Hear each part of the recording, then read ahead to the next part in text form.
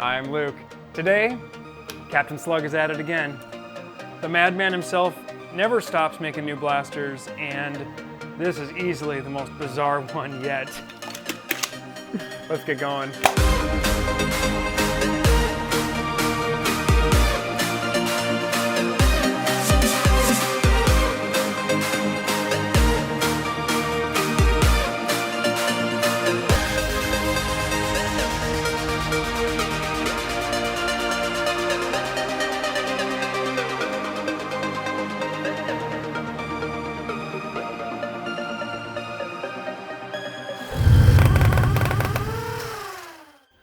For anybody that's been in the hobby for any amount of time, you've certainly heard of Captain Slug. He predates me to the hobby by years and years, and he is the original first 3D printed Nerf blaster person, as far as I know anyway, or the first designer.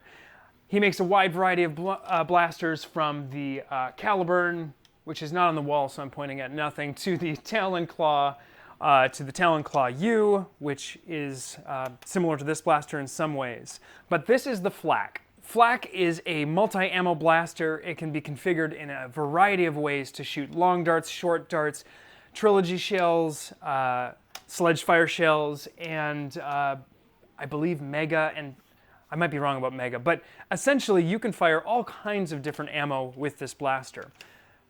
Now, with all the blasters that Captain Slug already has, that did leave me asking why. Because I see the how, I see the blaster, but the why is the better question, because he's already got all the ammo types covered with his numerous other blasters in a wide variety of form factors. But this one's just all about the lever action. It's just for fun. So at its basic core, it's a lever action, giant plunger tube blaster. Now that giant plunger tube is important because that's how we're still getting decent performance in a wide variety of ammo types. And that's how we're able to prime with this lever prime, and not only that, but then still have it work with a variety of ammo types and whatnot. So he's got a rather ingenious little slide mechanism here for the actual prime, which is very easy to prime. This specific version is set up for Sledgefire shells. Now, Sledgefire shells are the older style shell that came with the Sledgefire. The newer blasters coming out now are using Trilogy shells, and those come from this blaster. And as it does seem like Hasbro has abandoned these original shells. Now, I am working on 3D printed versions of both of these shells, but I was a little sad to find out that the base receiver here didn't take my initial design. I filled in some edges here that are not filled in the stock shell, so my current 3D design won't fit here. These aren't for sale or anything like that yet. It's still just a prototype, and we're going to do versions for the Trilogy as well because they're a little bit hard to find and they're a little overpriced, I think. So it's something that we can overcome and do some cool colors and whatnot. That said, you can buy this blaster as a kit or as a completed blaster for all of these different ammo types, but it's worth noting that you're pretty much setting it up for one ammo type or one magazine type. So there's everything from a short dart magwell to a long magwell, Trilogy shells, and Sledgefire. Now, Captain Slug sent me this to review with the Sledgefire variant. I think ultimately the Trilogy version might be superior because I'm pretty sure that he's got this working in a way where these shells come out a little easier than with the current setup. But that being said, I may reprint this part to try do Trilogy later. But for now, we're going to just talk about the standard Sledgefire shells. The blaster is as bare bones as you can imagine. It's got a kind of simple grip up here. It's got this U-channel design, so it uses extruded U-shaped aluminum, which gives it a lot of rigidity front to back, and it also simplifies the assembly because you've got metal on plastic instead of plastic on plastic, so it makes for a nice feel in the actual prime itself. Loading the blaster is fairly straightforward. You're going to load your shells themselves, which I think would be suitable to carry around in a dump pouch. Slap that shell in here, prime it, back, and fire. And this is clearly a specialty blaster. I don't think that you're going to compete with somebody with a magazine-fed blaster that's in a little bit more comfortable form factor, but that's not what this blaster is about. And ultimately, the point I want to make here is that that's not what this hobby is about. I love seeing people make stuff just for the sake of making something different. That's one of the best parts about this hobby for me, is the amount of ingenuity and creativity and dedication that's out there. I got sent this insane magazine, which is probably the most over-engineered thing I've ever seen, and I love it because I think it's just crazy to see people come up with things like this. This is a future video, but I reference it because this is very much similar. You're not buying this to compete with a Nexus Pro or even a Caliburn or a Talon Claw, because those people are going to have more ammo. You're buying this because it's different. It kind of has a almost sci-fi feel to it, and it just looks and feels very different. I think this would be a very fun blaster for me to play around with my neighborhood kids or with my cousins, where I'm not trying to be so competitive or win, where I'm just playing for fun, possibly playing against stock blasters, because with a single shell, with three darts in here, and if you add the extra band, you're still getting about stock performance out of those, which is pretty spectacular because a Sledgefire or Trilogy doesn't get anywhere near that kind of performance.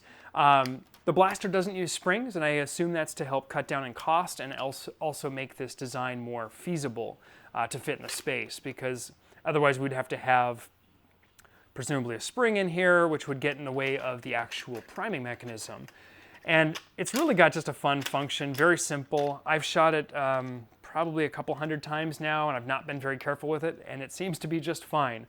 One thing I did notice, and I'm pretty sure this is actually just a defect, I think there's supposed to be holes here for these two, because it's machined for it, but there were no holes to thread it into. So I think I'll drill some little pilot holes there, toss some screws in, and that'll make the front even more rock solid. For me, the grip is a little bit small, but your mileage will vary depending on the size of your hands. I seem to be complaining about grips every other review, so maybe there's just something wrong with my hands. That said, another feature it does have is a U-channel down here with some additional locking points so you can add a stock. So he makes a stock so that you could actually probably a little more effectively use this. I think with this not floating freehand, it's going to be even easier to prime overall. The performance is pretty decent, especially considering it's shooting Sledgefire, stock Sledgefire shells. I was getting about 65, 70 FPS on 3 shots, and if you were to single this, you're going to get much higher. I've heard that the half dart version can get up to 145, 150, and the full length is somewhere in that range as well. When you're playing out in actual practice, playing with this outside, it feels very good in the hand. I do need to learn to reload these more, and I probably do need to buy some more Sledgefire shells or modify mine for Trilogy shells, since I now have a few of those. This comes in at about a $100 price point, fully built from Slug, and that's just as you see it here. That would be if he builds it for you and assembles it for you. You can buy the hardware kits, I believe, for about $45. If you've got your own 3D printer, you can, of course, print your own. One of the great things about this blaster is that none of the pieces are very big. I think, judging by looking at this right now, the largest piece is this prime. So if you can print this diagonally, this actual prime handle, you can print that on just about anything. I mean, I wouldn't even be surprised, like a Monoprice Select Mini could do this. Prusa Mini could certainly print all of this. So I think that's a great option, especially if you've got kids or kids you want to encourage to get into whether it's computer science or just learning more about tools and use. I think this is a simple enough one to put together that it would make a really good project. I'm going to give this a 4 out of 5 stars, mostly for novelty. It's not a perfect blaster, but it is a very, very fun addition to the collection. I'd love to hear what you think about this blaster and what other funky blasters I should check out, because not everything has to be the heaviest hitting, you know, highest performance, highest capacity blaster. I like everything in between, and I think this one is a good example of something that falls in between everything else. Until next time, I'm out of darts.